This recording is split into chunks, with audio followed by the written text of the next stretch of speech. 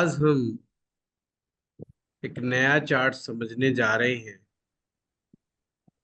जैसा कि हर चार्ट बड़ा इम्पोर्टेंट होता है, ये चार्ट भी बड़ा इम्पोर्टेंट है। इससे बहुत सी ऐसी चीजें आपको पता लगेंगी जो शायद पहले ना पता लगी। D40 चार्ट यानी D40, इसे खवेदांश चार्ट भी बोल देते हैं। इसको क्या क्या चीजें देखी जाती हैं, तो इसको याद रखने का बड़ा ही आसान तरीका है कि 40 को 12 से भाग दें तो शेषफल 4 ही आता है। तो जैसे ही आपने देखा 4 आया, यानी कि माता। अब यहाँ पर माँ नहीं देखी जाएगी, बल्कि माँ का खानदान देखा जाए। फिर से मैं कहूँ, माँ का खानदान देखा जाए। माँ के खानदान में हम क्या चेक कर रहे हैं भाई? तो हम माँ के खानदान को चेक जो कर रहे हैं, वो एक्चुअल में हम जीन्स को चेक कर रहे हैं। कौन कौन सी परेशानियां हमें जो इस जीवन में मिल रही हैं, या कौन कौन सी बीमारियां हमें इस जीवन में अपने माँ की तरफ से, यानी कि ननिहाल की तरफ से। हम सभी को बड़ा प्रेम होता है अपने ननिहाल से, क्योंकि एक्चुअली में नानी बनी ही है प्यार करने के लिए। और मामा हमारे हिंदुस्तान में ऐसा होता है जैसे बंधुआ मजदूर। वो बेचारा कुछ कह नहीं सकता, सुन नहीं सकता। भांजा आया तो उसको बेचारे को पैम्पर करना ही करना है ना। तो बंधुआ मजदूर की तरह वो पैम्पर करता है। परंतु क्या आप जान के हैरान हो जाओगे, जो लोग मेडिकल फील्ड के हैं वो तो जानते हैं कि जब भी बात जिन्स की होती है, ये केवल पिता की, दादा की और परदादा की बात नहीं होती है, अपितु आपकी मदर साइड की जो लीनियस है, उससे भी बीमारियां और परेशानियां आती। तो ये D40 चार्ट हमें उस बात को बताता है कि भाई देखो, मदर की तरफ से क्या तकलीफें आ रही हैं, या कौन सी ऐसी बीमारियां हैं जो आपको मदर साइड से आ सकती। उसके लिए आपको मेंटली प्रिपेयर रहना। दूसरा, यह चार्ट ये भी बताता है जो आपकी दशाएं हैं, वो दशाएं हमें मानसिक रूप से कैसा रिजल्ट देंगी। जैसे कि किसी को महादशा है और महादशा में उसकी अंतरदशा चल रही है, और एक प्रत्यंतर दशा भी चल रही। तीन दशाएं एक साथ, महादशा, अंतरदशा और प्रत्यंतर दशा। अब जो भी महादशा का स्वामी ग्रह है, उसे हमें ये देखना होता है कि D40 चार्ट के अंदर वो कैसा बैठा है। इसको खैर मैं डिटेल में बताऊंगा आप लोगों को। इसी प्रकार से अंतरदशा, इसी प्रकार से प्रत्यंतर दशा को देखा जाता है। ये एक टेक्निक है। अभी तो हम इतना समझ लें, D40 चार्ट से हम क्या क्या समझते हैं। साथ में हम मेंटली कितने हैप्पी हैं, ये बड़ी काम की बात है। मेंटली कितने हैप्पी हैं, मन से हम कितने खुश हैं। अब मन से जब खुश की बात आती है, तो अकॉर्डिंग टू द मूड है बंदे के। अच्छे मूड में बैठा है तो उसे कहो हाँ भाई खुश है, वो कहेगा अरे मुझे हुआ ही क्या है, मेरी लाइफ में तो सब मौज ही मौज है, मुझे दिक्कत क्या है, मुझे परेशानी क्या है। और अगर उसका खराब मूड है तो उसे पूछो, फिर आपको अपनी पूरी जीवन गाथा सुनाएगा कि परेशानी क्या क्या है। तो ये मूड पे डिपेंड करता है। पर D40 चार्ट कहता है भाई ये तो बदलती रहने वाली चीज है। हम तो ये बताते हैं इसका मन का स्वभाव क्या है। क्या इसका मन का स्वभाव हार में भी जीत को देखता है? क्या इसका मन का स्वभाव हमेशा खुशियां ढूंढता है? परेशानियों में भी कोई ना कोई खुश होने का बहाना ढूंढता है? और जीवन में जितनी मर्जी परेशानियां आ जाएं, उन परेशानियों में वो हार नहीं मान। यह है मेंटली स्ट्रांग। कि आप कितने मेंटली स्ट्रांग हैं, ये D40 चार्ट आपको बताता है। और क्या बताता है?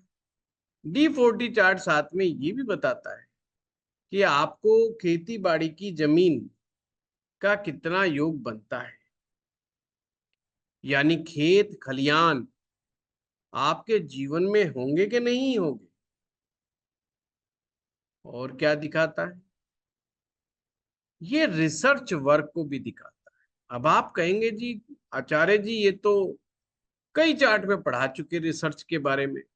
D1 में भी कहा अष्टम भाव रिसर्च का है, फिर D9 में भी रिसर्च आ गई। हर चार्ट में रिसर्च आ। ये वो चार्ट है जो कंप्लीशन ऑफ रिसर्च वर्क दिखाता है। यानी सपोज करो आप में से कोई व्यक्ति डिसाइड करता है कि मैं नवमांशा पर रिसर्च करूंगा, और आप लग गए नवमांशा पे। आपने सारी किताब पढ़ ली, सारा लिटरेचर पढ़ लिया, सारा अध्यात्म पढ़ लिया, और आपको जहां जहां नोट्स मिले, जहां पे मना, और आपने लोगों से एक्सपेरिमेंट किए लोग, और आपने उसमें ऑब्जर्व भी किया।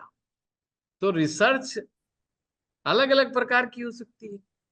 तो आप किसी सब्जेक्ट की जब रिसर्च करते हो, जैसे नवमांशा पे बात चल रही थी कि भाई आपने नवमांशा पे फिर अपने ही नोट्स बना, और उन नोट्स में आपने ऋषियों के सूत्र लिखे, प्लस आपने अपनी ऑब्जर्वेशन लिखी, आपने अपने कमेंट्स निकले, और एक नए आदमी के लिए कुछ नई बातें लिखी जो आपने खुद देखी, खुद आपने रिसर्च किया उसको, जो आने वाली पीढ़ी के लिए आप संभाल करके देके जाएंगे।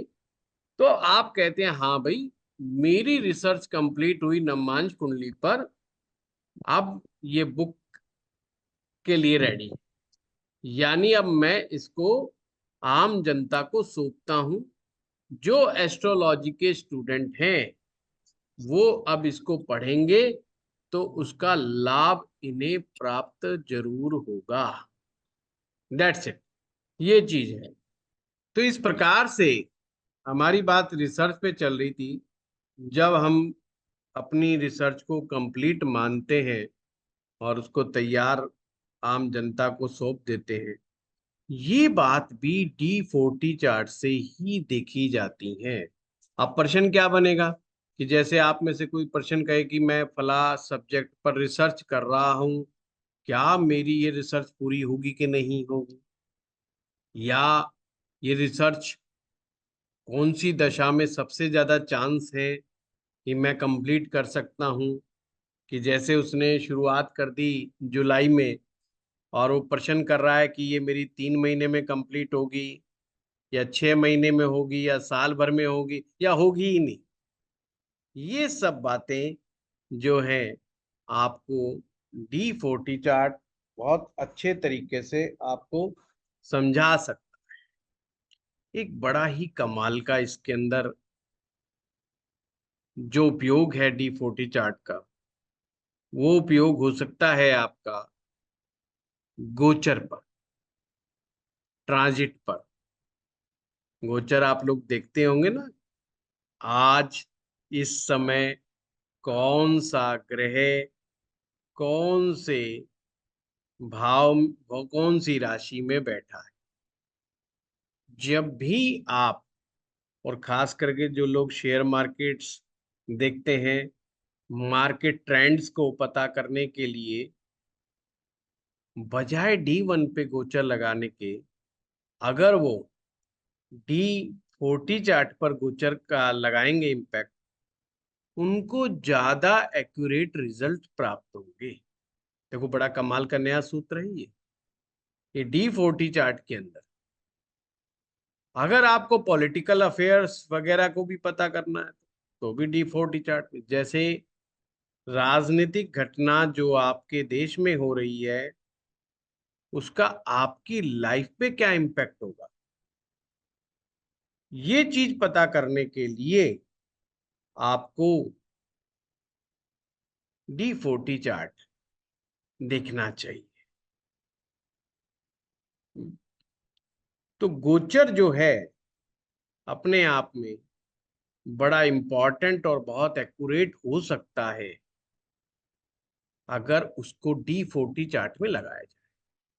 अक्सर जब D1 चार्ट मुझसे लोग सीखते हैं और गोचर की बात करते हैं, मैं गोचर की बात ही नहीं करता उससे। और उस समय स्टूडेंट उस स्टेज पर होता है, अगर उनको कह दिया जाए D40 चार्ट के अंदर गोचर देखो, वो कहे क्या मूर्खता वाली बात करता है, आज तक तो हमने तो किसी किताब में नहीं पढ़ा, किसी रिसर्च में नहीं पढ़ा, किसी यूट्यूब पर ज्यादा विश्वास करते हो, तो यूट्यूब पर तो हमने कभी कोई वीडियो देखा ही नहीं, और फलाने फलाने जो महान लोग हैं उन्होंने बताया ही नहीं। अरे भैया मैं भी किताब में से ही दे बता रहा हूँ, ध्यान से समझिएगा, ये मेरा सूत्र नहीं है, ये D40 चार्ट के लिए लिखा गया सूत्र है, ये नहीं कि हमने बना। आप कभी भी अपने D40 चार्ट पर अपने गोचर को लगा करके देखिए। अच्छा, गोचर और भी क्या काम आ सकता है, आज का दिन आपका कैसा जाए, कल का दिन आपका कैसा जाए, पर डे का आप लगा सकते, उसको D40 चार्ट पर इंप्लीमेंट करके देखिए, और जो आपको फलित के सूत्र अब तक आए हैं उनके अनुसार उनको लगा करके देखें, तो आप देखेंगे कि आपको ज्यादा अच्छे परिणाम प्राप्त हो रहे हैं। और क्या हो सकता है इसके बारे में, D40 चार्ट की एक और अच्छी बात है, ये बताता है आपके ऑफिस कौन सी दशा आपके ऑफिस के और आपके घर के बीच में इम्बैलेंस क्रिएट करेगी। ऑफिस एंड होम, इनके बीच की हार्मोनी को गड़बड़ा देगी, कौन सी दशा ऐसी हो सकती है, वो बात भी D40 चार्ट में पता चलता है। जैसे कि हर वर्ग कुंडली में एक कारक ग्रह होता है, तो इस वर्ग कुंडली का कारक ग्रह चंद्रमा है। इसलिए मानसिक शांति कौन व्यक्ति कितनी प्राप्त करेगा,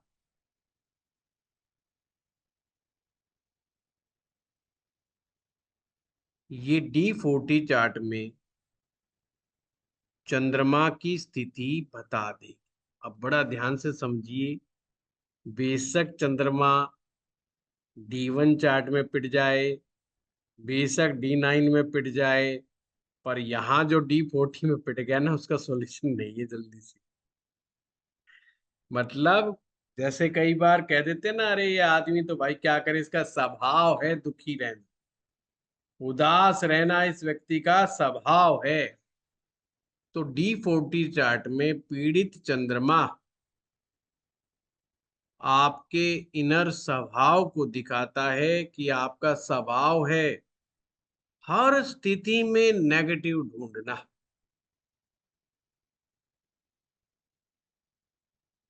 हर स्थिति में है? एक व्यक्ति को मैं जानता हूं जिनका ऐसा स्वभाव मैंने सचमुच देखा। एक बार वो और हम 5 स्टार होटल में गए और उन्होंने कहा हाँ बहुत बढ़िया है, बट वेस्टेज ऑफ मनी कितनी है यहाँ पर। अब बताओ, ये गुलदान यहाँ पे पड़ा हुआ है, का क्या जरूरत क्या थी? अगर यहाँ नहीं भी रखते इस गलियारे में तो कौन सी सुंदरता में कमी आ जाती। और उन्होंने इस पर बड़ा भारी लेक्चर दे दिया। खैर, 5 स्टार होटल मेरा तो था नहीं, तो अपन ने क्यों टेंशन लेनी थी, चाहे जितनी मर्जी बुराई करे जाओ।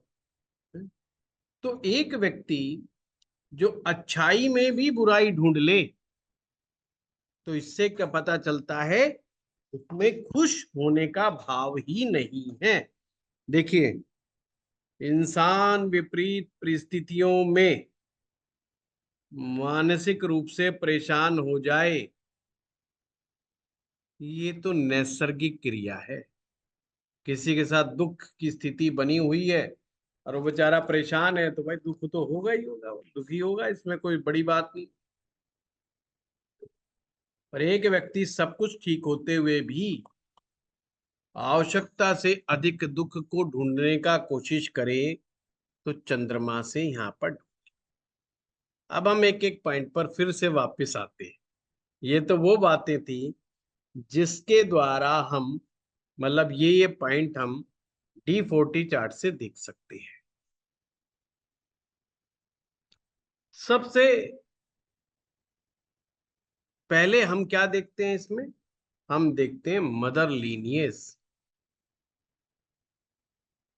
हमारी माँ की तरफ से आने वाले रोग या परेशानियां। इस कुंडली में पहला भाव, पांचवा भाव, सातवां भाव और नौवां भाव, 1, 5, 7, 9। ध्यान देने वाली बात यह है, इनमें कोई भी पापक ग्रह नहीं होना चाहिए। दूसरा, इस कुंडली में त्रिक भाव के स्वामी ज्यादा स्ट्रॉन्ग नहीं होने चाहिए। अच्छा, त्रिक भाव क्या होते हैं? कोई बताएगा त्रिक भाव कौन से होते हैं? तो 6, 8, 12। 8, 12। चलो ठीक है, वेरी गुड। इनके स्वामी ज्यादा स्ट्रॉन्ग नहीं होने चाहिए। जहां पर ये वर्ग आपको शुभ घटनाओं को इंडिकेट करता है, अगर ये त्रिक भावों के स्वामी ज्यादा मजबूत हो गए, तो अपनी दशाओं में अशुभता प्रदान करते हैं और मानसिक कष्ट देने का कार्य करते हैं। तो यहां पर दो चीजें इंपॉर्टेंट और भी हो जाती हैं। कुंडली का चौथा भाव और चंद्रमा। कुंडली का 4th हाउस और चंद्रमा,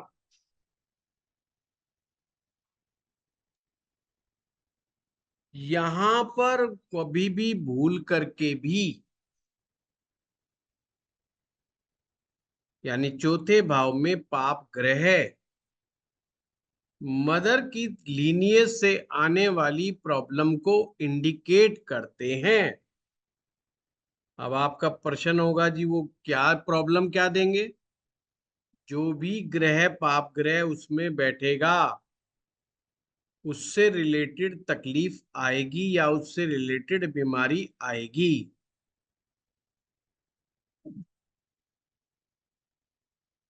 चंद्रमा के पीड़ित होने से मानसिक कष्ट तो होता ही होता है। तो क्या सूत्र बना? एक तो छठे, आठवें, 12वें भाव के स्वामी मजबूत नहीं होने चाहिए, वो कमजोर हैं, तो आपका D40 चार्ट फायदे में। पहला भाव, पांचवा भाव, सातवां भाव, नौवां भाव, इनमें पाप ग्रह नहीं होने चाहिए। चौथे भाव में भी पाप ग्रह नहीं होने चाहिए। और चौथे भाव का स्वामी मजबूत होना चाहिए। जितना ज्यादा मजबूत होगा उतना अच्छी बात है। अगला सूत्र, पाप ग्रहों का भी उच्च का होना इस चार्ट के लिए अच्छा नहीं है,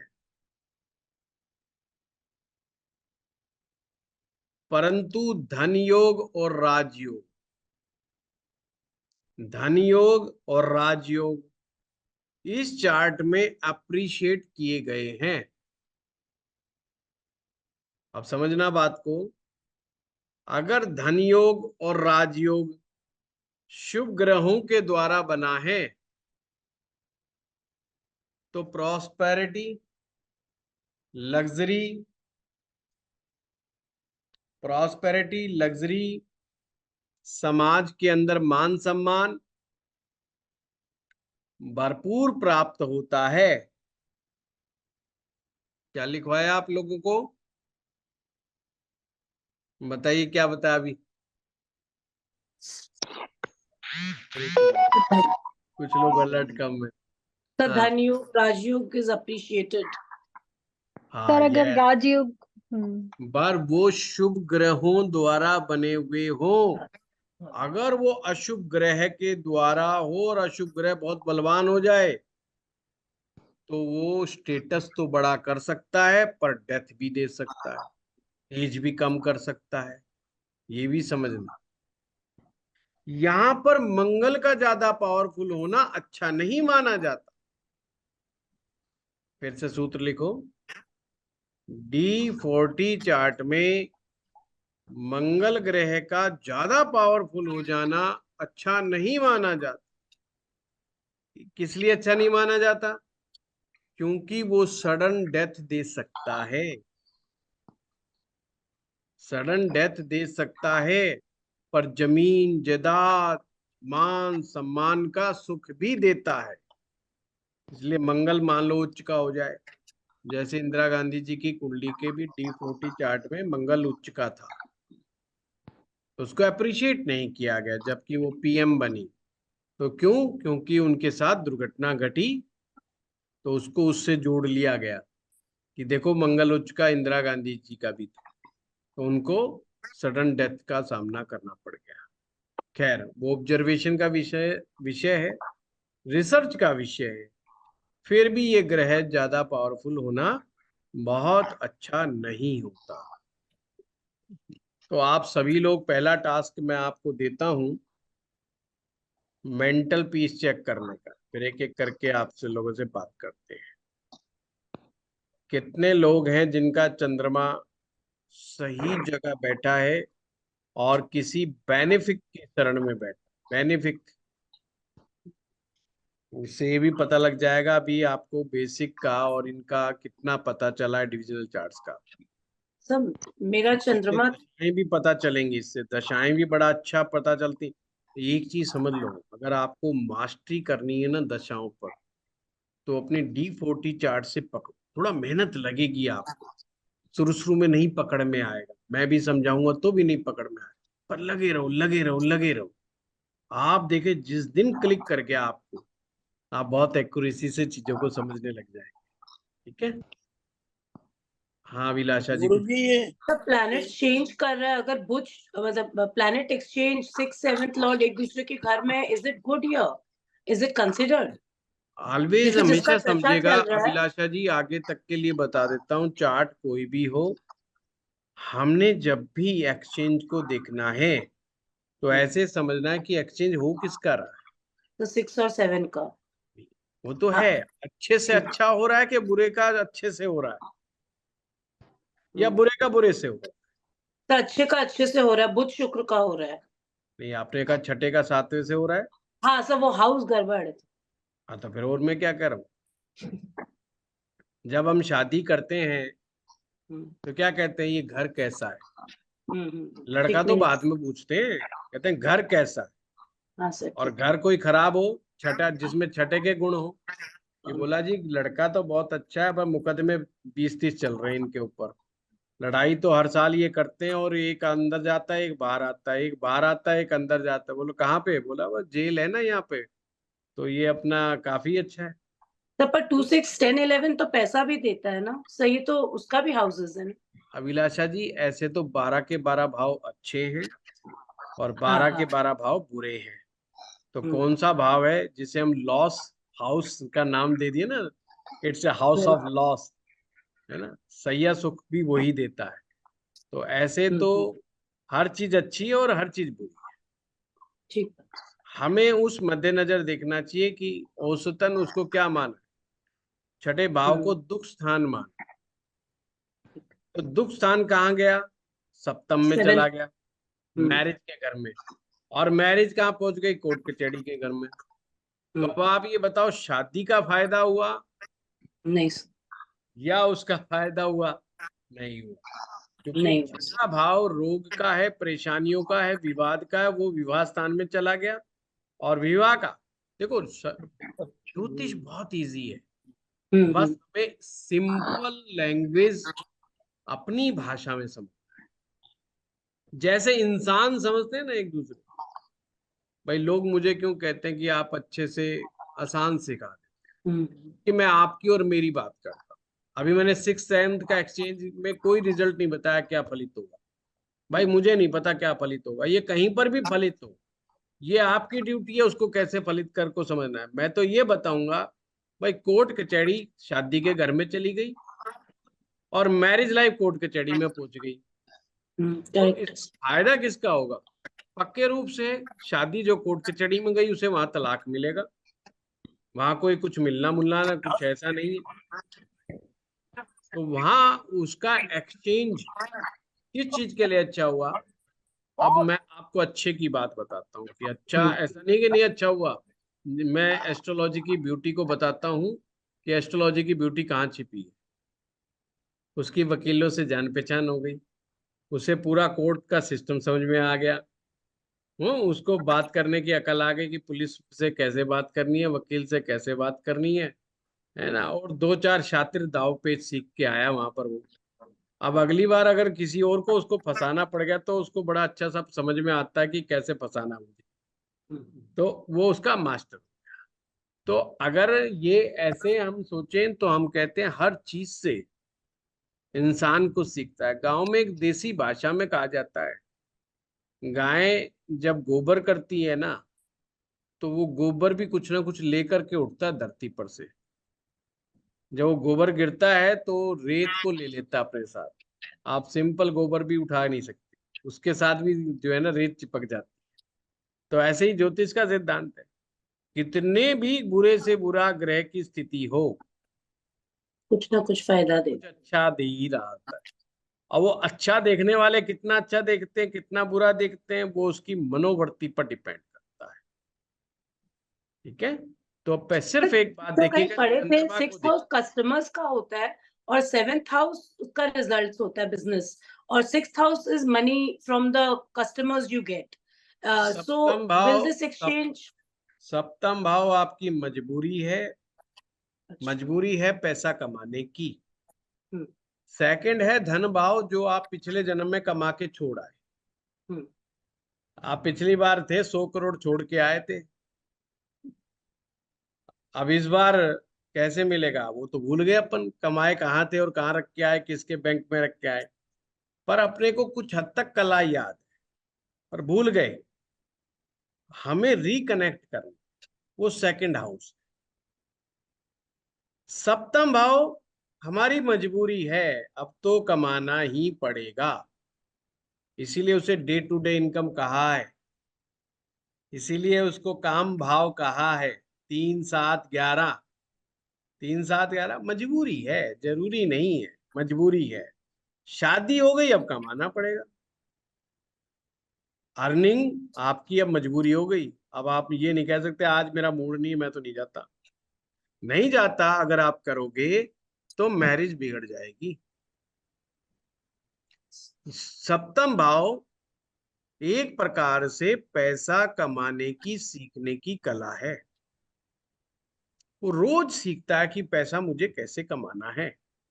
वो 7th हाउस से देखा जाए। चलिए थैंक यू। वरुशाली जी, मैंने जो पूछना था वो तो बताया नहीं किसी ने। चंद्रमा के क्या हालात है? चंद्र गुरुजी चंद्रमा इधर 7th हाउस में बैठा है और एक मिनट शिवानी जी, एक मिनट, जेमिनी एक की। मिनट। हाँ शिवानी जी। जी एक मिनट, ऐसे नहीं, ऐसे नहीं, अभी मैं ओके नाम ओके पुकारूंगा, आप सबके पुकारूंगा, ठीक। किसी को नहीं छोड़ने वाला, चिंता ना करो, हैंड रेज करके रखो ना। हाँ विलाशा जी, अभी एक हाँ से। सर चंद्रमा 3rd हाउस में है, मतलब शनि का घर में है और उसको जुपिटर सन देख रहा है 9th हाउस से। वेरी गुड, तो ये बढ़िया हो गया, अच्छा हो गया, ठीक है। हाँ। अब ये आपने जितनी इंफॉर्मेशन दी है उसके अनुसार अच्छा हो गया, ठीक है। वरुशाली जी हाँ जी, प्रणाम गुरुजी। प्रणाम। मेरा चंद्रमा जो है वो गुरु के साथ बैठा है पंचम भाव में, लेकिन वेरी गुड। चतुर्थ जो है वो मंगल है।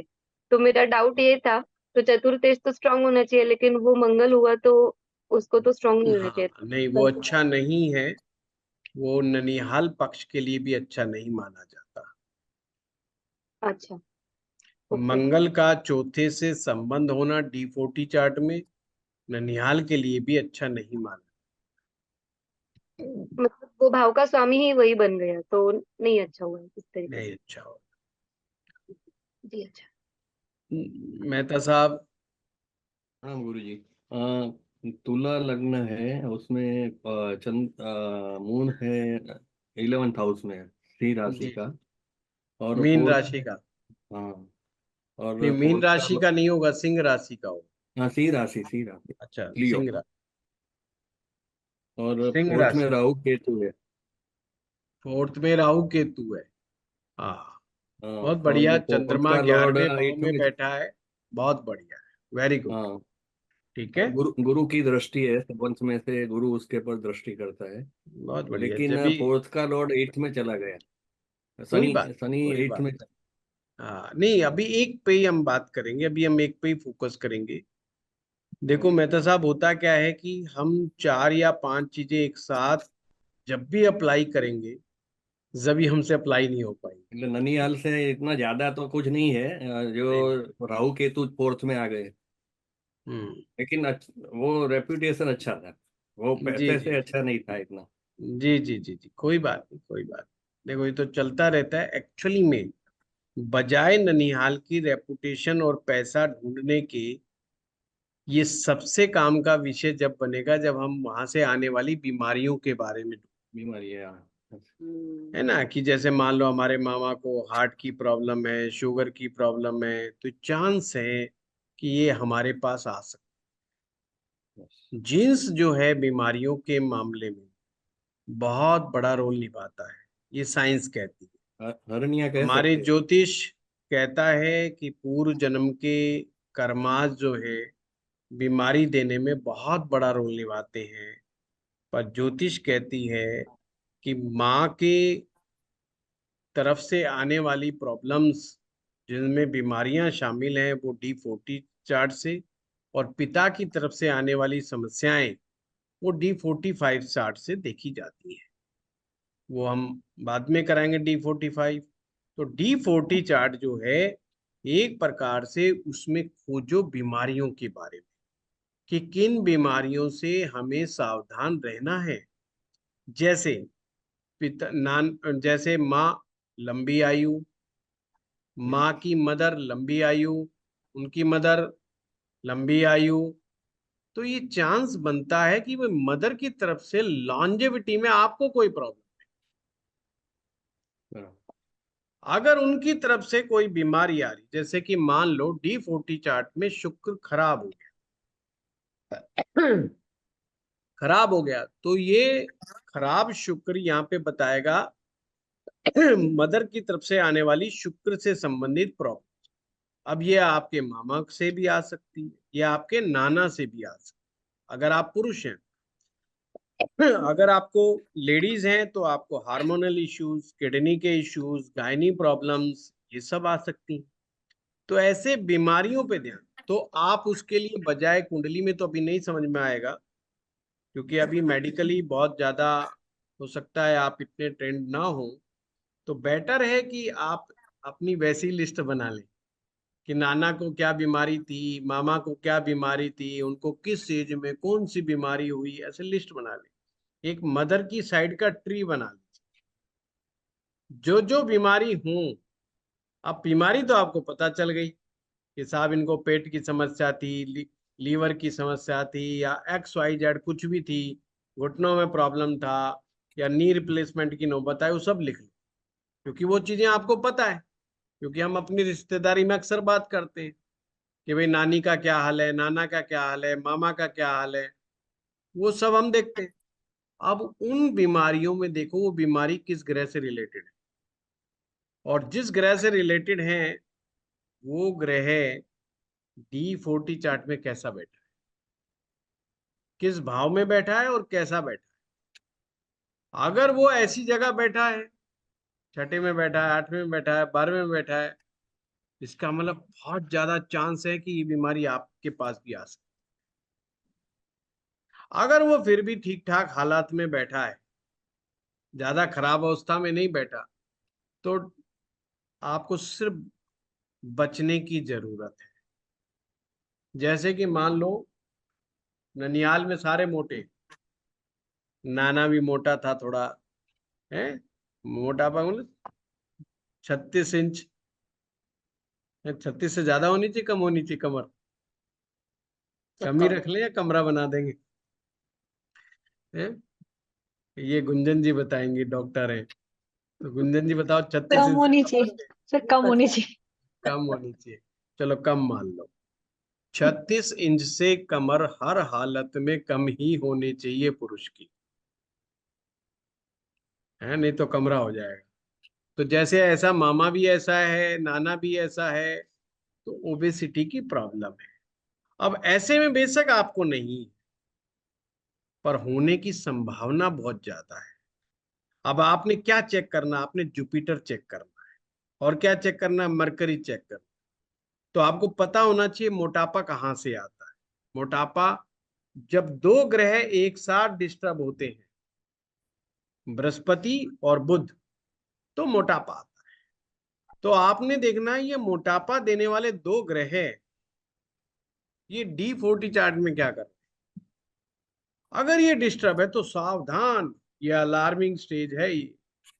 अब आप अगर 40 पर पहुंच गए हैं, गो टू द जिम, प्राणायाम, बाबा जी के पास जाओ, चाहे कुछ भी करो, अपने मोटापे को मत बढ़ने दो, अपने शुगर को लेवल को मत बढ़ने दो। फिर आप भरसक प्रयास करो, और आपको प्रयास कितना करना पड़ेगा, आम आदमी की अपेक्षा दुगना या चार, ये ध्यान रखना। क्योंकि हो सकता है कि एक आम आदमी, जैसे कुछ लोगों के फैमिली में डायबिटीज नहीं होती, पर कोई एक व्यक्ति आता है जो बेचारा फंस जाता है उसके लाइफस्टाइल की वजह से, तो वो देखेगा कि वो जब थोड़ी सी भी दवा लेता है शुगर की, तो शुगर जल्दी कंट्रोल में आ जाती है। पर जरूरी नहीं कि दूसरे को भी वही डोज इतनी देर में शुगर को कंट्रोल कर ले। तो D40 चार्ट में देखो कि भाई साहब ये प्रॉब्लम वहां से तो नहीं आ रही है। अगर वहां से आ रही है तो आपको डबल मेहनत, 4 गुना मेहनत करनी पड़ेगी। आपको बहुत ज्यादा कंट्रोल करना पड़ेगा, डाइट के ऊपर कंट्रोल करना पड़ेगा, एक्सरसाइज पे करना पड़ेगा, और सबसे भी ऊंची चीज, खुश रहने की प्रक्रिया। खुश नहीं रहोगे तो ये समस्या और बढ़ेगी, है। तो ऐसे इसमें बीमारियां खोजोगे तो ये चार्ट वैल्यूबल बनेगा।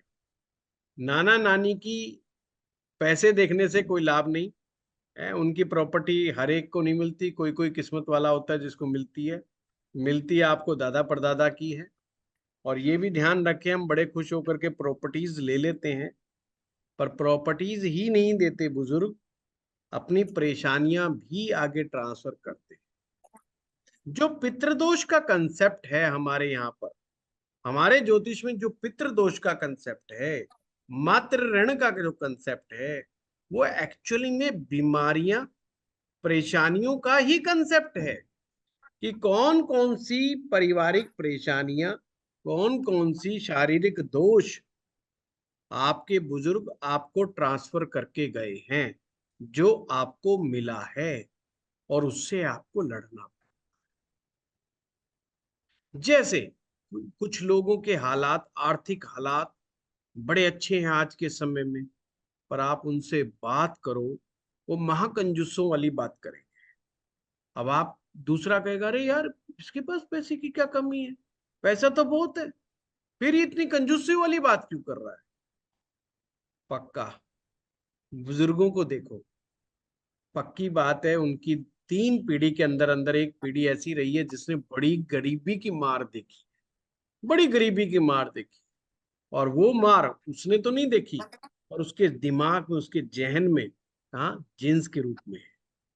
इसलिए वो इतना डरता है पैसे के खो जाने से, और वो हर पैसे को बड़ा ऐसे टाइटली पकड़ के बैठ जाता है। उसको लगता है कि अगर ये पैसा हाथ से निकल गया तो पता नहीं लौट के वापस आएगा कि नहीं आएगा, इसलिए वो कंजूसी वाली बात करता तो कंजूस कैसे देखते हैं? है।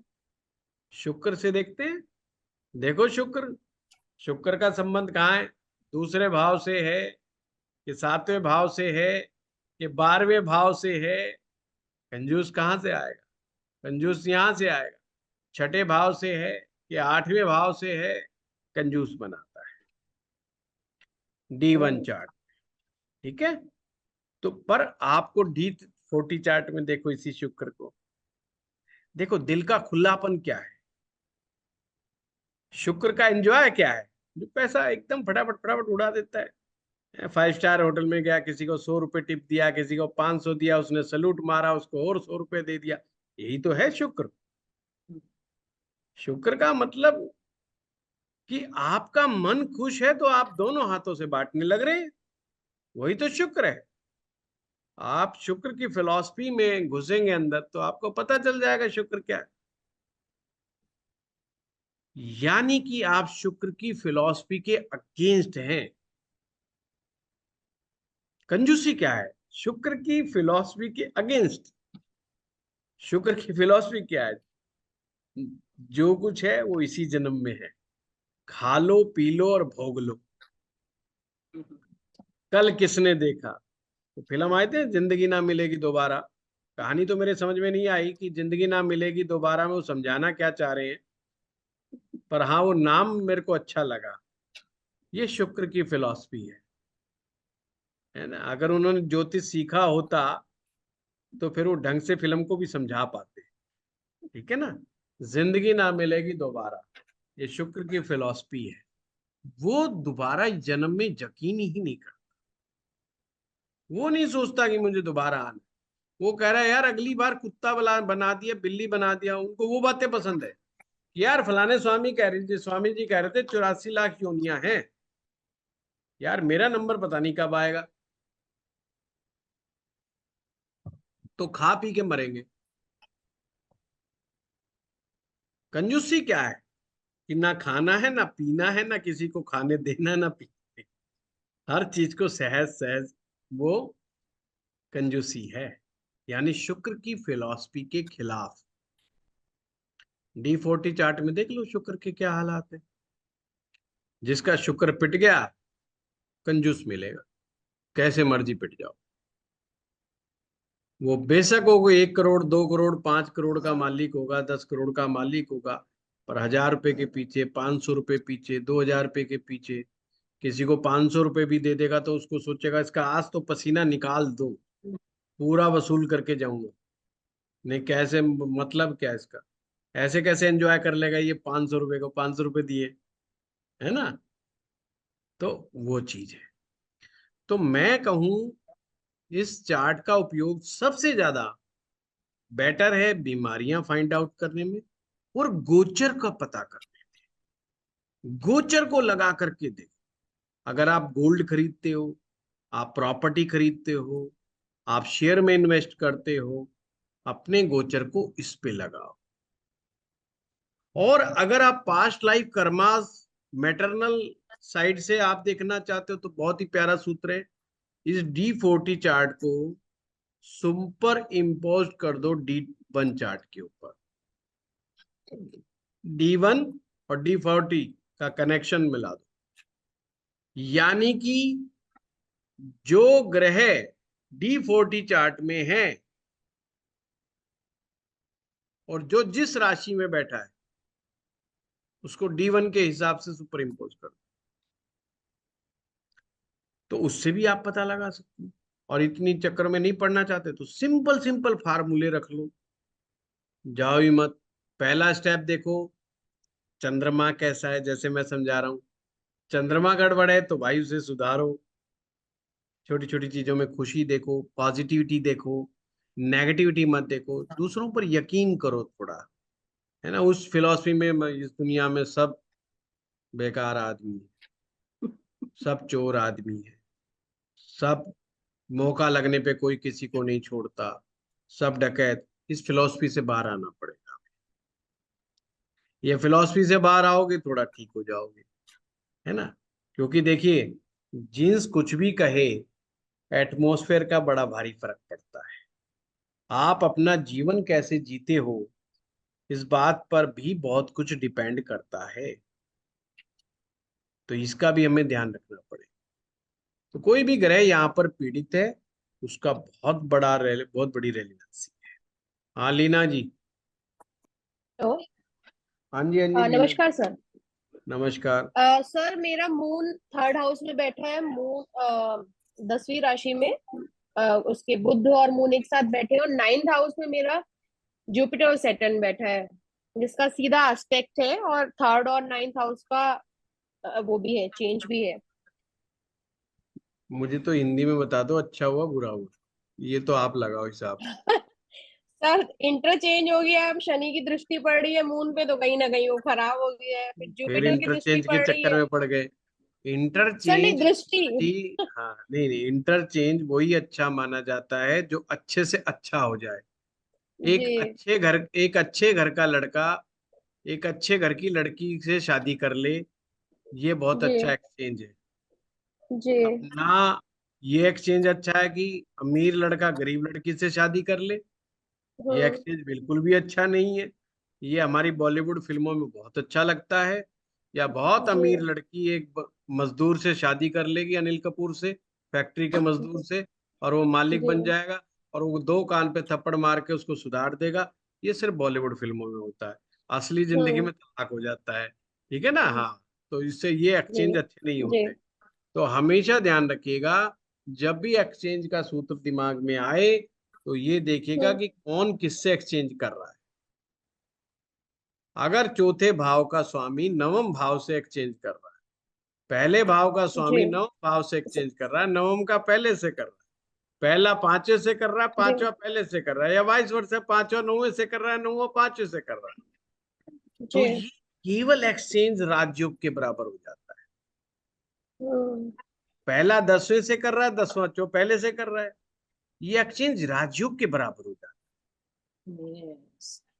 सर फिर ये मतलब हुआ कैसे? मरकरी के साथ बैठ गया ये, और जुपिटर और सैटर्न का एस्पेक्ट इसके है। ऊपर तो हो रहा ये है, 3rd बताओ, हाउस में बैठा है। तो तो ये 3rd बताओ हाउस ना, में। सर मरकरी क्या रिसर्च अच्छा मरकरी क्या करेंगे। चाहता है मून से, मून से क्या चाहता है?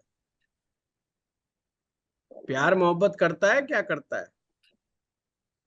सर मरकरी मून के साथ बहुत कंफर्टेबल नहीं रहता। क्यों नहीं रहता? तो बेटा और अरे माँ। सर बुध तो बेटा, चंद्रमा को बेटा, बर्दाश्त ही हाँ। नहीं करता। हाँ, ये फादर और सन कंफर्टेबल वाला रहने का मामला रिलेशन है नहीं ना। है, ये तो सूरज शनि हाँ, वाला मामला है। एग्जैक्टली।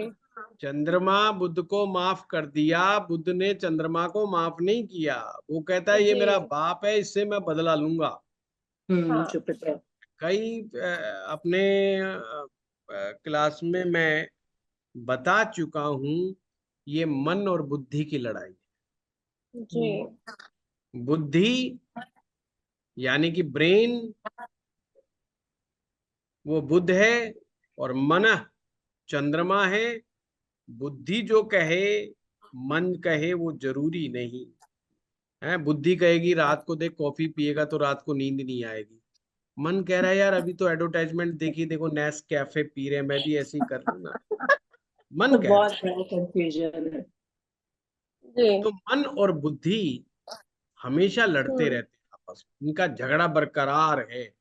जब कोई जी आदमी कहता है ना मैं कंफ्यूज हूँ, जी। कंफ्यूज कुछ नहीं है, उसके मन और बुद्धि आपस में लड़ मरे हैं। हम्म। सीधी भाषा में समझ लिया करो, ये मन और बुद्धि लड़ मरे। जी तो सर इतनी बेकार ज्यादा होंगे दोनों में, मून। दोनों में जितना बड़ा झगड़ा खड़ा हो गया उतना बड़ा कंफ्यूजन खड़ा हो गया है ना? जी उसके सर में दर्द हो गया बेचारे के। कंफ्यूजन और कुछ नहीं, कंफ्यूजन उस स्टेज का नाम है जहां आपकी बुद्धि और मन, जिनमें झगड़ा हो गया आपस में। गजब का। बुद्धि ना मन की मान रही है, ना मन बुद्धि की मानने को तैयार बैठा हुआ है। ठीक है ना? जी यस। ठीक है, अब ये आप पता लगाओ कि चंद्रमा कैसा है। ठीक है, सर खराब ही है अच्छा तो नहीं अब है। देखो। ठीक है सर, थैंक मैं तो पता लगा लेता हूँ वैसे ही। हाँ, अंकुश बोलो। हाँ, गुरुजी प्रणाम। प्रणाम।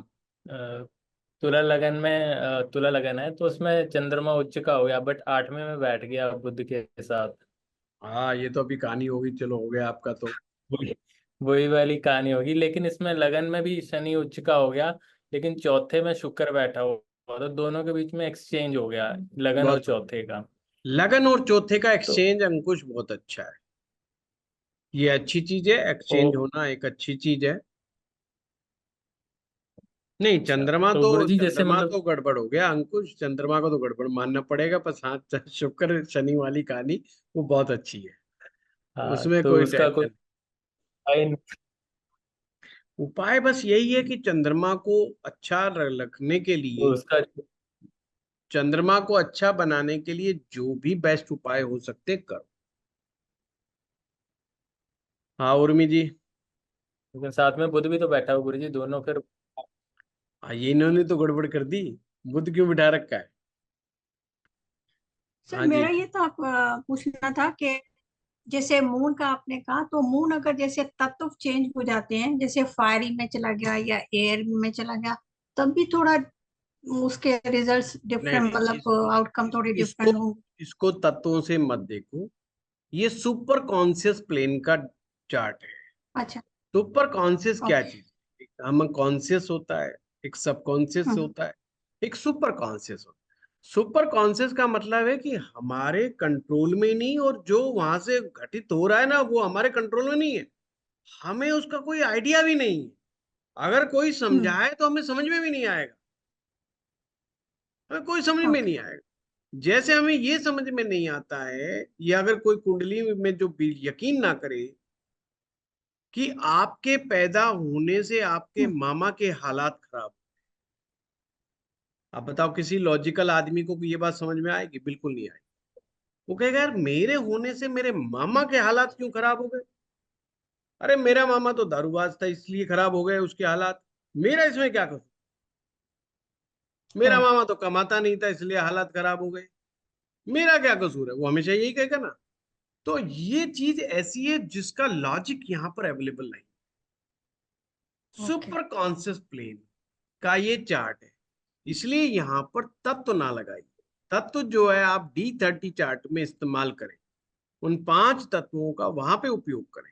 यहाँ तो ओके। चंद्रमा को सिंपली देखें, हम्म। कौन सी राशि में, किस भाव में, किसके साथ बैठा, ओके। और सर कौन ये सी अपना राशि, कौन सा भाव, और किसके साथ बैठा। इसके साथ बैठा एस्पेक्ट वगैरह भी आ। सब आ गए, वो तो इस, ऑटोमेटिक बात है। सर और राहु और केतु को सर कैसे लेंगे इसमें, वही राहु सारा। राहु केतु तो अच्छे होते ही नहीं, है ना?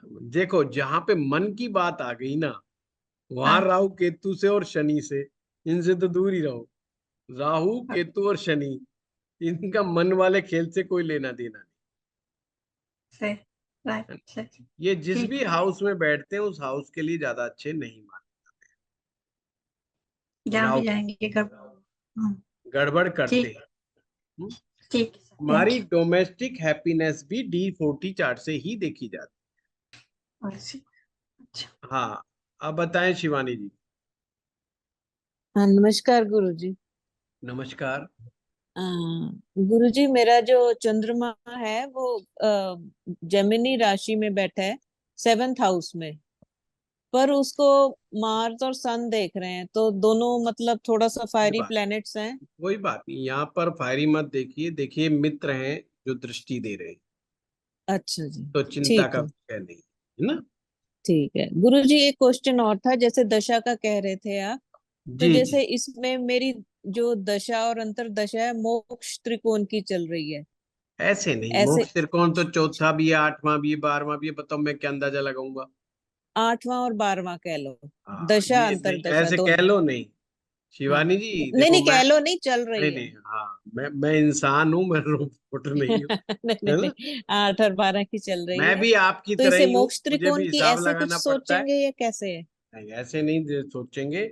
सबसे पहले आपने जब भी महादशा को पकड़ो, पहले सबसे पहले महादशा का लॉर्ड यानी D1 वाला, हाँ D1 जी। महादशा का लॉर्ड आपके D40 चार्ट में कौन से हाउस में बैठा है, किसके साथ बैठा है, नंबर एक बात।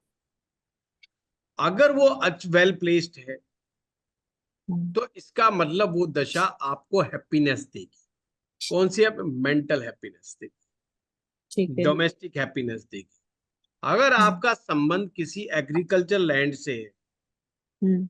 वो दशा आपको उस खेती से बड़ा अच्छा फायदा देगी। अगर अच्छा। आपका कोई गवर्नमेंट के साथ कोई करार है, कोई एग्रीमेंट है, वो आपका प्रॉफिट में चला जाएगा।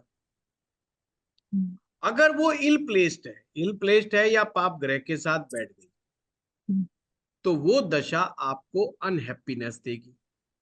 अब ये तो बड़ी बात होगी। अब अंतरदशा में आ जाओ, जो छोटे पीरियड के लिए, हम्म, सेम इसी तरीके से देखिए।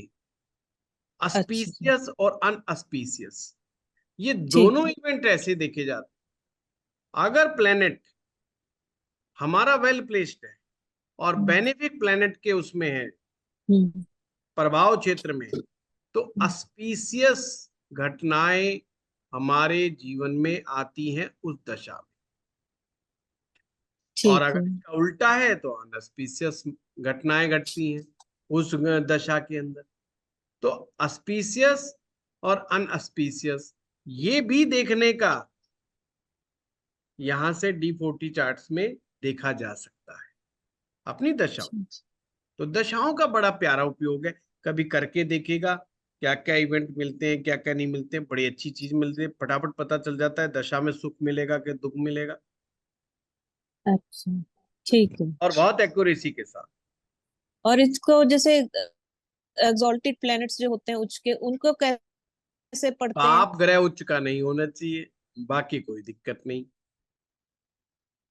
त्रिक भाव का जो ग्रह अच्छा, होता है वो उच्च ठीक का है। नहीं होना चाहिए, है ना।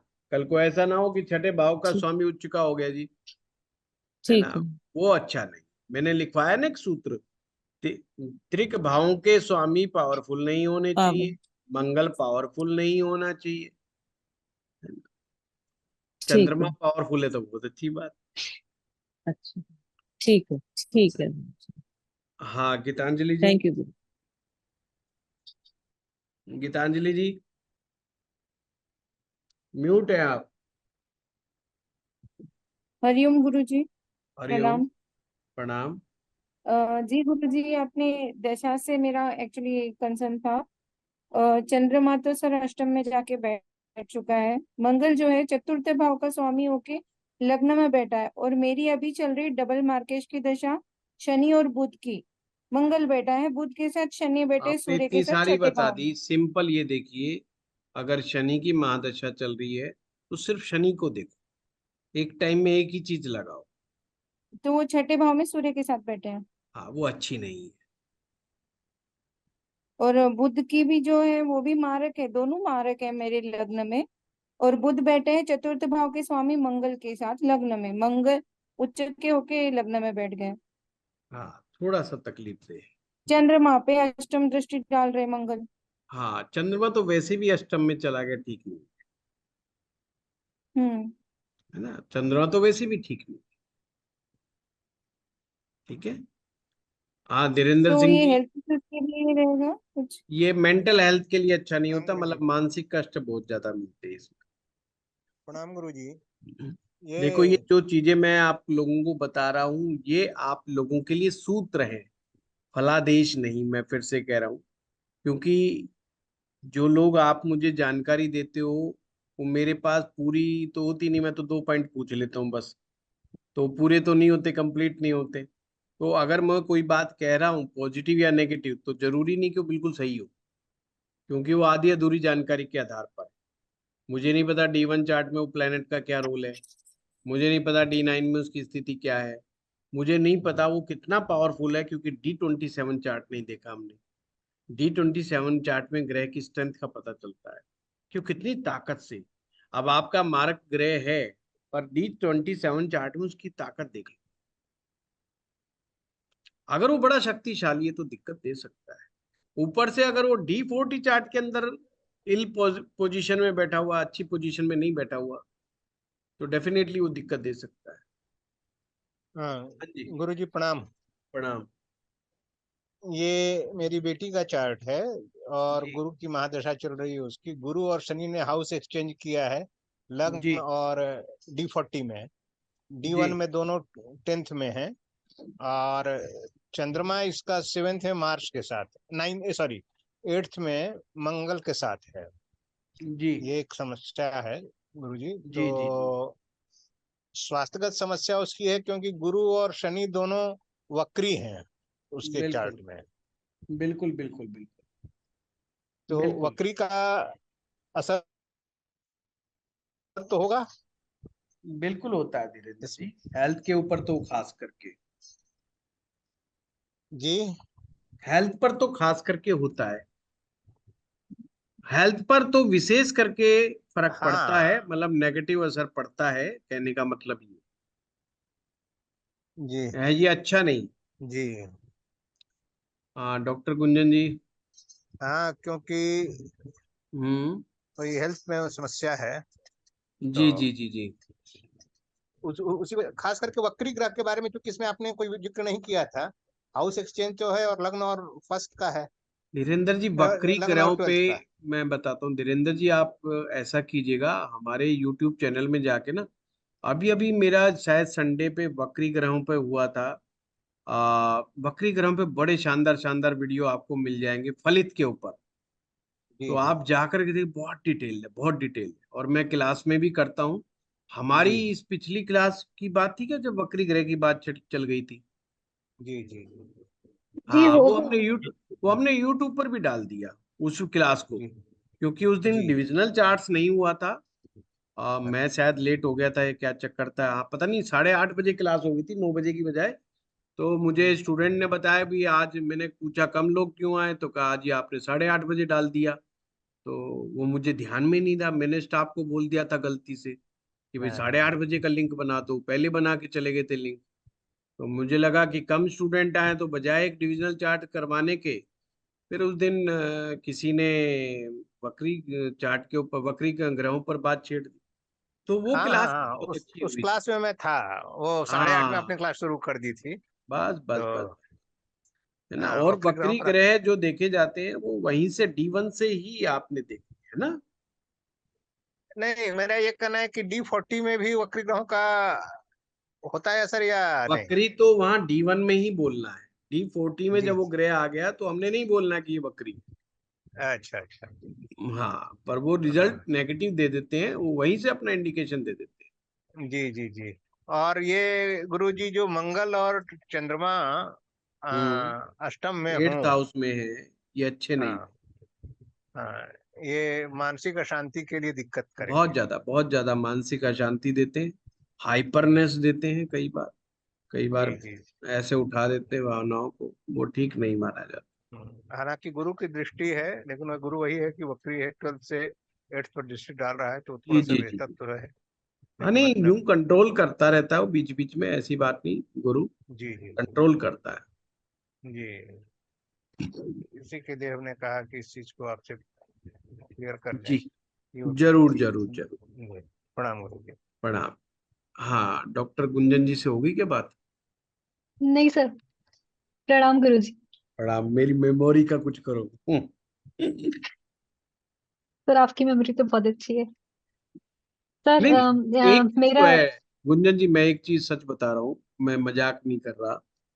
अगर मैं बोल रहा हूँ धारा प्रवाह, किसी ने रोक दिया, ये मुझे किसी को याद दिलाना ही पड़ेगा कि मैं क्या चर्चा कर रहा हूँ। हाँ, फिर मुझे सारा एकदम, जैसे फाइल नहीं खुल जाती कोई, वो पूरी की पूरी फाइल खुल जाती है, ऐसे तो मुझे 10-10 साल पुरानी पढ़ी हुई चीजें एकदम दिमाग में खुल जाती। कभी कभी तो लगता है भाई हाँ मुझे याद बहुत कुछ है, पर अगर वो गाड़ी एकदम से ब्रेक लग गया ना तो मुझे कई बार याद नहीं आता B12 अचानक डेफिशिएंट। से। और फिर लगता है ये मोमेंट है बस, आधा मिनट 1 मिनट लग जाता है मुझे वो याद करने में। जैसे अभी कोई आए तो ये हमारे बहुत जान पहचान में बड़े क्लोज थे, तो मुझे एकदम से नाम याद नहीं आया, फिर मैंने बड़े ध्यान से देखा तो ध्यान में आया ये तो इनका नाम, देखा आप बैठो। तो ये हो जाता है। बताइए। सर ये मेमोरी नहीं है, ये ज्यादा स्क्रीन देखने के कारण होता है, नाम ओ भूलना। एज एज फैक्टर है सर, एज फैक्टर, बाकी और कुछ नहीं, नहीं नॉर्मल है ये। नहीं नहीं मैम, हम भी भूल जा रहे हैं, ज्यादा स्क्रीन देखने से हो रहा है, ये नाम भूल जा रहे हैं हाँ नहीं लोगों के, बिल्कुल सब बिल्कुल, कुछ याद आता है। मैं भी यही कह रहा हूँ, चक्कर गड़बड़ है। जी बताएं। सर मेरा तो मामला थोड़ा खराब ही है D40 का। मेरे हम्म, मेष लगन है, मेष लगन में चंद्रमा मंगल के साथ बैठे हैं, कहाँ पर? और फर्स्ट हाउस में, नहीं तो मतलब चंद्र D40 के मंगल फर्स्ट। फर्स्ट हाउस में है ना, नहीं ये तो अच्छा है, ये हाँ, गड़बड़ नहीं है। अच्छा, तो वो स्ट्रांग हो गया ना, मार्स स्ट्रांग हो गया। मंगल तो का अब आप, स्ट्रांग होना, मंगल का स्ट्रांग होना माता के लिए बहुत अच्छा नहीं होता है। हाँ माता को बिल्कुल ठीक कह रहे हैं आप, कोई बहुत मदर बड़ी मदर की गंभीर फैमिली। बीमारी, कोई गंभीर हाँ बीमारी का सामना कई बार करना पड़ जाता है, असाध्य रोगों का हाँ, सामना करना पड़ जाता है। यस। तो जी। मंगल से रिलेटेड ऐसे कह सकते हैं कि वो उनको जो ब्लड कैंसर हुआ था, तो वो इसकी यस वजह से, और अ, यस, मैं बोलना नहीं चाह रहा था, इसीलिए मैं बार बार कहता, असाध्य रोग जो होता है इससे होने हाँ, के चांस बन जाते हैं। और और सर एक्चुअली मेरे, में हाँ, नहीं नहीं सर आप बोलिए। बताएं बताएं। मेरे नानी के घर में भी बहुत प्रॉब्लम्स हैं, ये जो है ना, ये जो स्टार्टिंग में, और फिफ्थ हाउस में जो है शनि बैठे हैं, तो आपने हाँ जैसे कहा ना ये मदर की फैमिली, तो हम्म, बहुत प्रॉब्लम मेरे नानी के घर में। मेरे नाना नानी की बहुत अर्ली एज में डेथ हो गई, मेरे दो मामा की अर्ली एज में, मेरे मामी जी की, उनके बच्चों की, मतलब बहुत सारी डेथ्स, मतलब बहुत ही प्रॉब्लम वाली फैमिली मैंने अपने नानी के घर में देखा है। एंड बिल्कुल बिल्कुल। माय मेरी नानी और मेरी परनानी, इन सभी के ना मतलब बहुत पेनफुल रहा इनका ना, जो they died at early age, even my mother, और सभी का काफी पेनफुल था। तो क्या इससे ये कह सकते हैं कि ये मतलब मुझे भी इन्हीं चीजों से रिलेटेड डिजीज होने का रिस्क नहीं, है? हाँ देखो रिस्क होता है, बट फिर मैं यहाँ पे एक ही बात कहूंगा, अलर्टनेस, अवेयरनेस, क्योंकि ये हुआ कहाँ, क्यों हुआ, ये हमें समझना है। अत्यधिक भावुकता, मानसिक कष्ट, अनहैप्पीनेस इन लाइफ, अगर आप उनकी लाइफ में गहराई में जाकर के पीछे देखेंगे कि उनके जीवन में अनहैप्पीनेस बहुत रही, जी बिल्कुल। उनको फैमिली वाइज जो फेस करना पड़ा वो बहुत एक्सट्रीमली, जिसको कह सकते हैं कि गड़बड़ मामला है। अब वो चीजें जो है आपके साथ नहीं है, समझिए बात को। पर हेल्थ के इश्यूज में डेफिनेटली ध्यान देने वाली बात, तो अपना वो क्या बोलते हैं, डोपामाइन, डोपामाइन बढ़ा के रखिए, गो टू द जिम हाँ है। तो जो खुशी के हार्मोन्स हैं, देखो चंद्रमा D40 चार्ट में पिट जाए, ज्यादा चिंता मत करना, ये उस चीज को इंडिकेट करता है कि अपने खुशी के हार्मोन्स को बढ़ाना है। एक खुशी का हार्मोन होता है डोपामिन, जो कि अक्सर से एक्सरसाइज से भी बढ़ जाता है। एक सेरोटोनिन होता है, वो डॉक्टर साहब खुद जानते हैं, वो मुझे भी इतना अच्छा नहीं पता कैसे कैसे बढ़ाते हैं। ठीक है, सिर्फ इन खुशी के हार्मोन्स पर फोकस करना है कि हमारा ये हार्मोन्स कमजोर नहीं पड़ना चाहिए। अब उसका नापने का तो तरीका हमारे पास होता नहीं है, इसका यही है कि हमें फॉरगिव एंड फॉरगेट, हैप्पीनेस को ढूंढने का प्रयास करना है। कभी भी इरिटेशन में नहीं आना है कि हमारा काम बहुत टफ है, हमारी जॉब बहुत टफ है, हम परेशान बहुत रहते हैं, हम वो बहुत रहते हैं, वो नहीं करना। जो है जितना है उसको एंजॉय करने का प्रयास करना। तो उससे क्या होगा कि आपको ये प्रॉब्लम आने के चांस ना के बराबर हो जाए। ये उसी प्रकार से है जैसे कि कोई माँ बाप दोनों डायबिटिक है, बच्चा हो गया, अब बच्चे को चांस बढ़ गए, अब बच्चा हो सकता है 22 साल 25 साल की उम्र में ही शुगर बढ़ जाए, और डॉक्टर ने कहा अच्छा पेरेंट्स को थी, बोला हाँ थी, ऊपर थी, हाँ उनको भी थी, तो भड़कने के चांस बढ़ गए आप। तो फिर क्या होगा, बच्चा दब के एक्सरसाइज करेगा। अब आम आदमी अगर 40 साल तक भी एक्सरसाइज नहीं करेगा उसका गुजारा चल जाएगा, पर वो अगर 25 के बाद भी एक्सरसाइज नहीं करेगा तो उसका गुजारा नहीं चल सकता, वो 40 तक खींचना उसके लिए मुश्किल हो जाएगा। सिंपल मीनिंग है कि उसका स्ट्रगल बढ़ गया।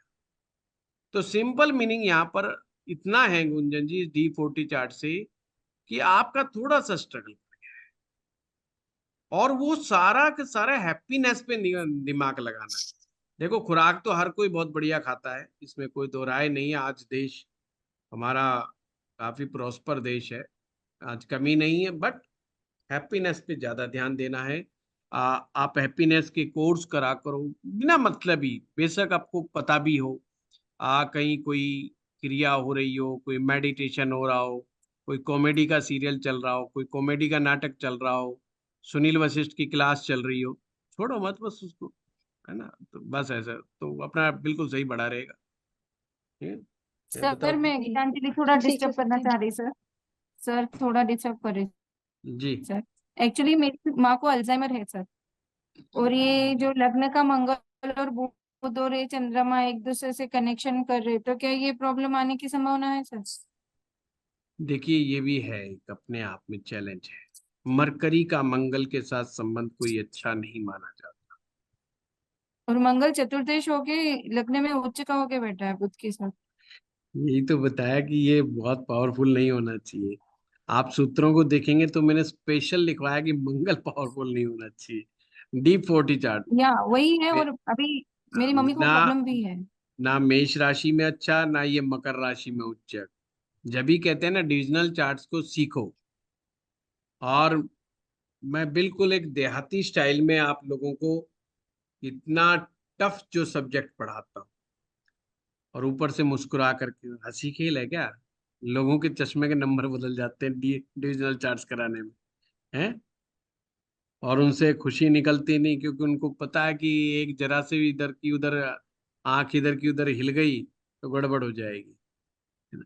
सूत्र कम बताओ, पर प्यारे प्यारे सूत्र 4-5 सूत्र बता दो बस बहुत है, वो व्यक्ति की पूरी लाइफ के लिए बहुत है, बाकी सब चीज निकल के आ जाए।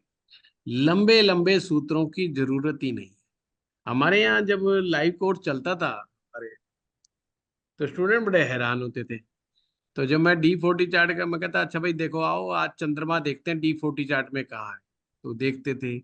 फिर हम कहते थे अच्छा लगन का लॉर्ड कहाँ पे है, पंचम का लॉर्ड पंचम में कौन बैठा है, सप्तम में कौन बैठा है, नवम में कौन बैठा है, तो कहते जी हो गया, मगर हो गया, और कोई है तो बताओ लो, बुक में नहीं मिलेगा। आप अपने सब लुक्स को मैं सामने बिठा के लगवाता था, क्योंकि स्टूडेंट कम होते थे, 12 लोग 14 लोग ही होते थे हमारे लाइव क्लास होती थी, जो क्लासेस होती थी।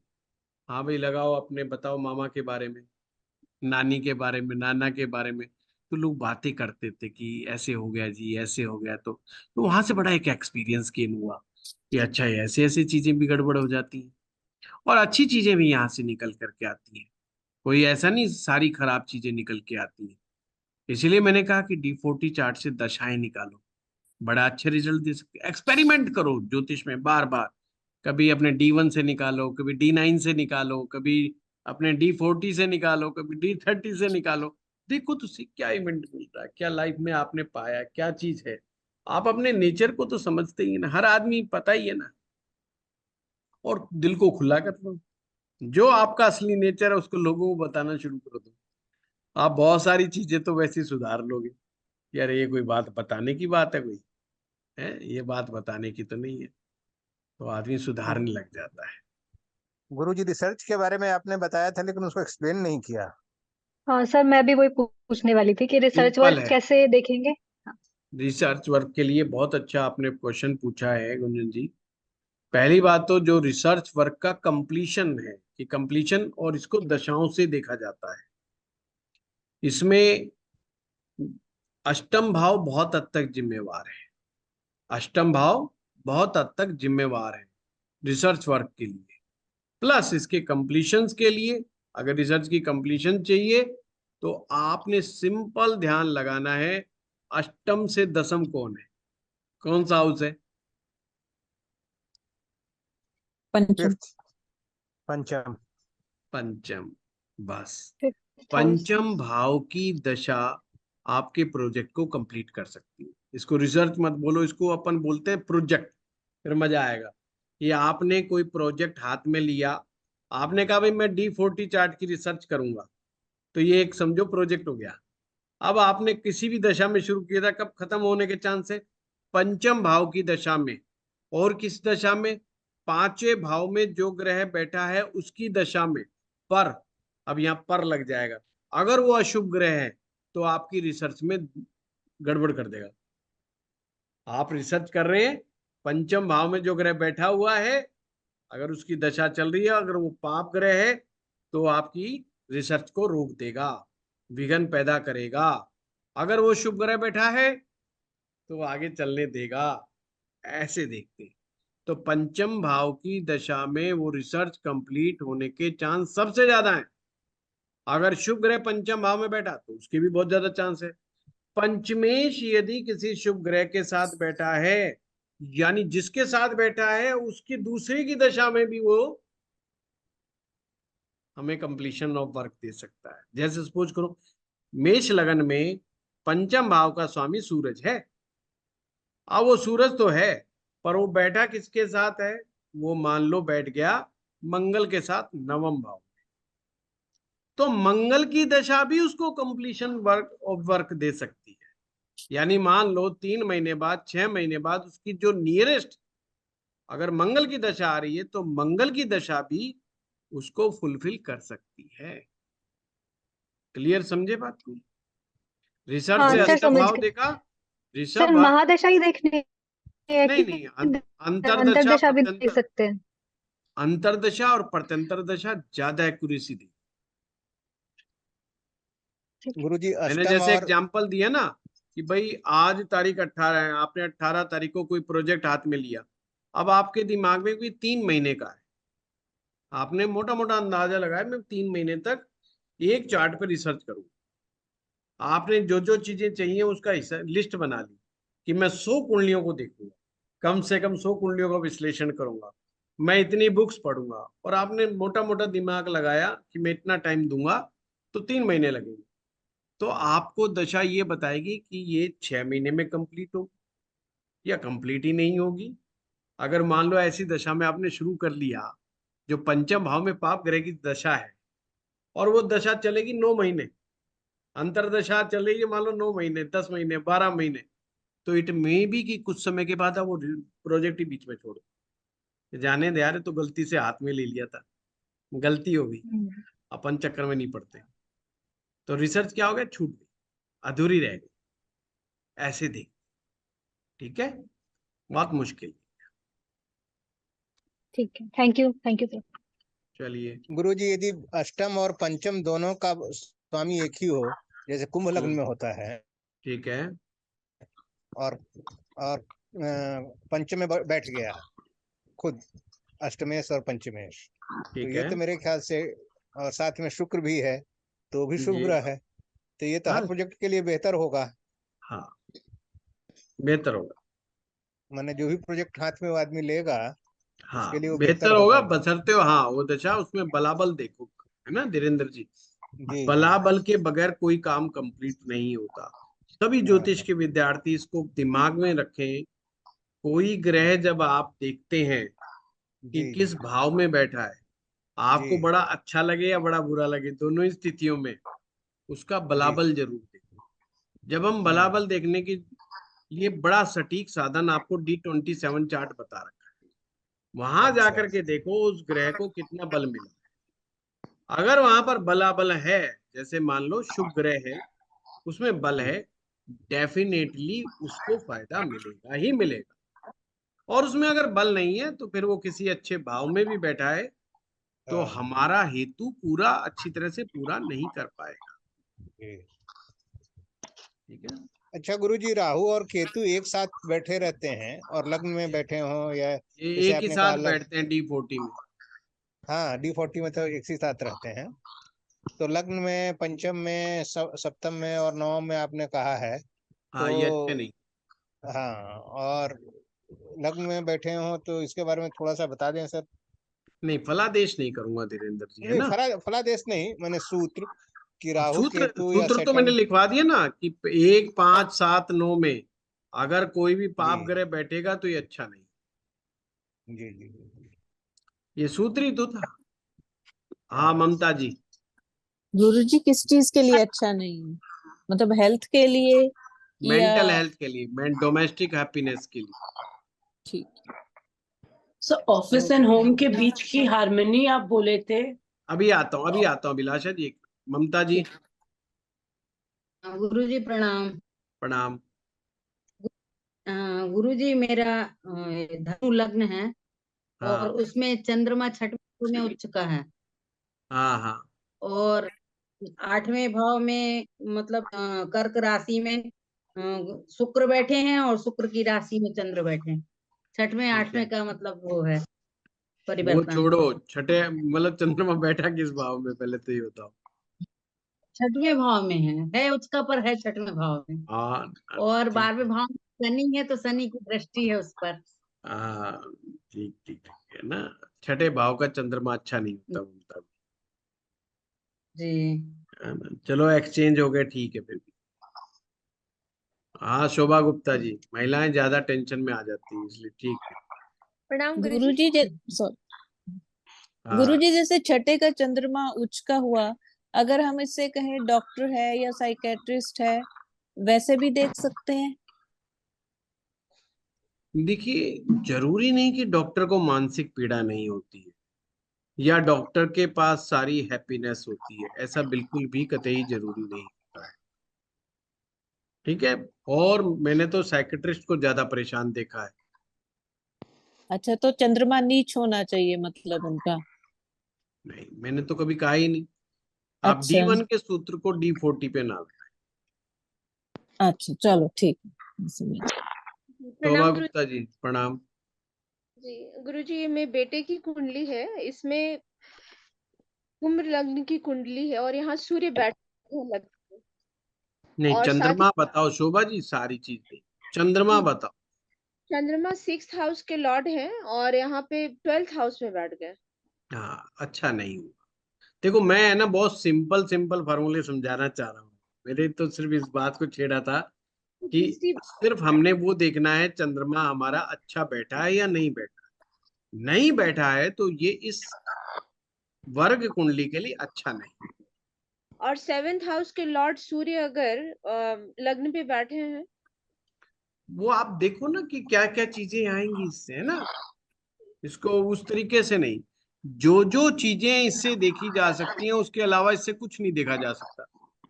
अगर हम सप्तम भाव को शादी समझ रहे हैं तो ये हमारी गलतफहमी है यहाँ पर। इसका शादी से कोई लेना देना नहीं है। और ठीक है। फोर्थ हाउस के फोर्थ लॉर्ड फोर्थ हाउस तो मेन है। जी, तो 4th हाउस के लॉर्ड अगर 7th में आ गए, शुक्र बुध हम्म। के साथ बैठे हैं, तो ये तो अच्छा है। ठीक है, अच्छा है, कोई ऐसी बात नहीं। पर उसको मैरिज लाइफ से मत समझ लेना बस, है ना। जी जी, ओके, हाँ, थैंक आप बताइए रघुवीर जी। सर नमस्कार गुरुजी। नमस्कार। हाँ सर, तुला लगना है उसमें फोर्थ में चंद्रमा बैठा हुआ है, हाँ हाँ और शनि की 10वीं दृष्टि है, और मंगल की पहली चौथी दृष्टि है। हाँ, शनि की दृष्टि ठीक नहीं है। होता है। कोई बात नहीं। अभिलाषा जी, अब बताइए क्या कह रहे हैं।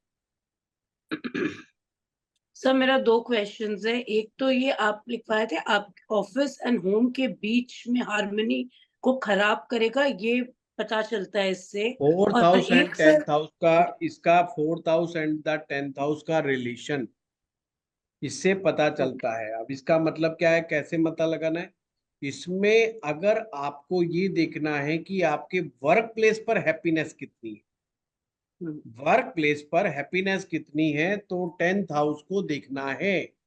अगर 10th हाउस का 4th हाउस से संबंध बनता है तो इसका मतलब है आपका दुकान और मकान बहुत पास पास है या सेम है। आप अपने ही दुकान और मकान बिल्कुल ऐसी जगह लगा रखा है कि आगे दुकान पीछे मकान, या बहुत नियर है, वॉकिंग डिस्टेंस के ऊपर है। पर दूसरी बात, अगर यहाँ पर दसम भाव अच्छा है, वेल प्लेस्ड है, तो इसका मतलब आप अपने वर्क प्लेस पर आपको बड़ी हैप्पीनेस मिलती है। अगर ये 10th हाउस अच्छा नहीं है तो हमें वर्क प्लेस पर बहुत हैप्पीनेस नहीं मिलती है। ठीक है, बहुत सिंपल। सर एक और क्वेश्चन था सर, ये जो अष्टम से रिसर्च पता चलता है तो क्या इसमें कोई प्लैनेट जैसा शनि का इम्पोर्टेंस नहीं है नहीं नहीं रिसर्च नहीं में? शनि नहीं से चंद्र जैसा नहीं नहीं, शनि का रिसर्च से क्या लेना देना। सर, उसमें ठहराव होता है ना, पेशेंस होता है, नहीं रिसर्च के लिए यू नीड दैट ना। रिसर्च के लिए आपको नए नए एक्सपेरिमेंट करने और नई नई इंफॉर्मेशन जुटानी है, जो अभी तक किसी को जल्दी से नहीं पता था। जो इंफॉर्मेशन छिपी हुई है, पता नहीं है, वो काम राहु का है। खुफिया विभाग का मालिक कौन है? केतु है राहु सर, है ना। केतु है। नहीं नहीं नहीं, राहु। अच्छा, राहु राहु खुफिया है। है। स्पाई एजेंट कौन है? खुफिया सर विभाग। जड़ बोलते हैं ना, केतु को जड़ बोलते हैं, तो उसके रूट्स तक जाना, कोई कॉज के रिसर्च करना, सर केतु इन्वॉल्व नहीं होगा? नहीं नहीं, क्या रिसर्च है? केतु में रिसर्च नहीं है। आप समझो बात को, केतु को क्या कहा है? साधु, सन्यासी, परंपरा का साधु। परंपरा के साधु में क्या रिसर्च है? गुरुजी ने कह दिया वो ठीक। साधु के लिए गुरु का कहा हुआ बाबा वाक्यम प्रमाणम, हमेशा याद रखो, बाबा वाक्यम प्रमाणम केतु के लिए, कि जो गुरुजी ने कह दिया वो ठीक, हमने उसमें विचार भी नहीं करना,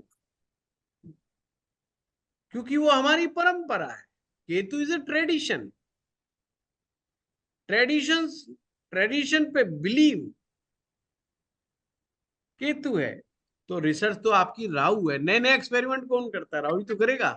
आज थोड़ी सी शराब पी के देखते हैं, फिर बियर पी के देखेंगे, फिर सिगरेट भी पियेंगे, फिर पब में भी जाके देखते हैं, थोड़ा थोड़ा टेस्ट सब में देखते हैं। ये कौन बताता है? राहु ही तो बताता है, केतु थोड़ी बताता है। केतु ने तो कह दिया त्रिपुंड ऐसे लगेगा तो त्रिपुंड ऐसे ही लगेगा। अब उसको आप जितना मर्जी समझा दो भाई, 2 उंगली से लगेगा या क्यों लगेगा, नहीं। जब तक अब तो उसका गुरु इंटरफेयर करेगा तो ही वो त्रिपुंड साइड में होगा, अदरवाइज नहीं हटा सकते। That's it. उससे बड़ा ऑर्थोडॉक्स कोई है ही नहीं, वो क्या एक्सपेरिमेंट होगा।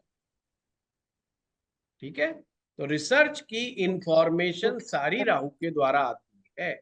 अच्छा, आप एक बात बताओ, कॉमन सेंस से अपने सब जवाब देना। अगर आज आपको कोई चीज नई पता करनी है तो आप सबसे पहले किस चीज पे हाथ जाता है आपका? गूगल पर? गूगल पे। Chat GPT. गूगल पे है ना? राहु। वो राहु है। तो चैट जीपीटी पे जाता है आजकल तो। वो भी राहु है। वो कौन सा है? ये सब मौसेरे भाई हैं सब आपस में। सर अष्टम तो इन इटसेल्फ, अष्टम भाव अंधकार है। अंधकार में हम कुछ खोज रहे हैं। जो चीज का पता नहीं है वही तो खोज रहे हो आप। जो चीज छिपी हुई है उसको खोज रहे हो ना। जो चीज प्रकट है उसकी खोज थोड़ी करोगे। अब मैं कहता हूं साहब देखो, ये बोतल है एक पानी की, इस पे सब खोज करो, आप माथा पकड़ के बैठ जाओगे कि अरे सर ने क्या होमवर्क दिया, अरे ये प्लास्टिक की बोतल पे भाई मैं क्या रिसर्च करूं, रोज बन रही है दुनिया भर की, इस पे मेरे को क्या खोज करूं। खोज वो चीज है जो नई इंफॉर्मेशन ला रही हो आप क्या नया दे रहे हो, व्हाट्स न्यू। अब मैं अगर रिसर्च कर रहा हूं, मैं भी बुक पढ़ रहा हूं, ऑब्जर्व कर रहा हूं, कुछ कुंडलियों पे उनको लगा लगा करके देख रहा हूं, मैं फिर उसमें से कोई नई चीज ढूंढता हूं। मैं कहता हूं देखो साहब ये एक्सपेरिमेंट कर लो, ऐसे नहीं ऐसे। That's experiment. एक्सपेरिमेंट अपने आप में एक रिसर्च का पार्ट है। बिना एक्सपेरिमेंट करे क्या रिसर्च पॉसिबल है? जो इन्फॉर्मेशन मिली है वो गलत भी तो मिल सकती है। पक्का पक्का थोड़ी पता कि इन्फॉर्मेशन जहां भी हम हाथ मारेंगे वही इन्फॉर्मेशन सही मिलेगी, है ना। ऐसा बिल्कुल भी नहीं होता। पहले हमें इंफॉर्मेशन जुटानी होती है। इंफॉर्मेशन हमेशा दो फॉर्म में मिलती है, wrong information and right information. अब हमने छांटना है, तो कैसे छांटे? फिर हमारा लॉजिक लगाना पड़ेगा, है ना। जैसे हिस्ट्री पढ़ाने वाले हिस्ट्री पढ़ा देते हैं, या और कुछ जो हमारे स्वतंत्रता सेनानियों के बारे में बोल देते हैं कि साहब वो ऐसे थे, वो वैसे थे। फिर हमें लॉजिक लगाना पड़ता है कि भाई एक स्वतंत्रता सेनानी वो भी थे जिनको इंग्लिश अखबार मिलता था जेल के अंदर, बड़ा ऐशो आराम भी मिलता था, उनको रेस्पेक्ट भी मिलता था, और वो स्वतंत्रता की लड़ाई भी बड़े अच्छे से लड़ते थे बाहर आकर के। उनको ना डंडे पड़ते थे, ना उनको मौत होती थी, ना फांसी होती थी। फिर हमें लॉजिक लगाना पड़ता है कि यार आखिर फंसा बेचारा कौन है। तो फिर हमें अपने हिसाब से लिखना पड़ता है उसको, देखो भाई हमारा दिमाग ये नहीं ये बात कह रहा है। चलिए, आप लोगों का धन्यवाद बहुत बहुत।